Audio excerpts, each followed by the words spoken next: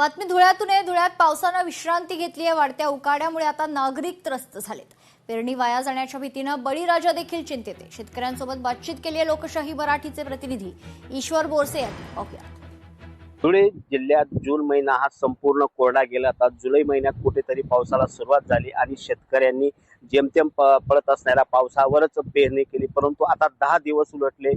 पावसाने विश्रांती घेतल्यानंतर आता शेतकरी आपल्यासोबत काही शेतकरी आहेत, आपण त्यांना विचारू। दादा, काय सांगाल? 10 दिवस झाले आणि पावसाने विश्रांती घेतली। पाऊस पडल्यानंतर आम्हाला थोडा आनंद झाला होता, पण आमच्या पदरात जे होतं ते सगळं शेतीत टाकल्यानंतर आमच्यावर म्हणजे येणारा प्रसंग जो आहे अत्यंत बिकट आहे शेतकऱ्यांसाठी। तर या वेळेला दुबार पेरणीचं संकट आलेलंच आहे आणि जो मागच्या वेळचा जो गुराढोरांचा चारा होता तो पण तुरळक असल्यामुळे तो संपलेला आहे आणि हिरवा चारा पण आता शेतकऱ्यांकडे उपलब्ध नाही। म्हणजे बांधा काठाला जरी पाहिलं चारा वगैरे हा म्हणजे डबल शेतकऱ्यांवर मार आहे। एक दुबार पेरणीचं आणि दुसरं गुराढोरांचा चारांचं। खताचे भाव वाढणार आहेत, मग आम्ही काय केलं, अगोदर बिफोर खतं घेऊन टाकली। आज त्या खतांना व्हॅल्यू नाही, घरात पडलेलं आहे। आमचं भांडवल पण आटकून गेलं, बियाणं घेऊन जे होतं तेही टाकलं गेलं।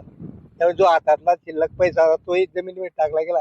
आता तो गेला वाया आणि आता नवीन शेतीपासून आमच्याकडे उत्पन्न असल्यामुळे। ईश्वर बोरसे, लोकशाही मराठी, धुळे। लोकशाही मराठी ऐका, पहा, जागरूक रहा।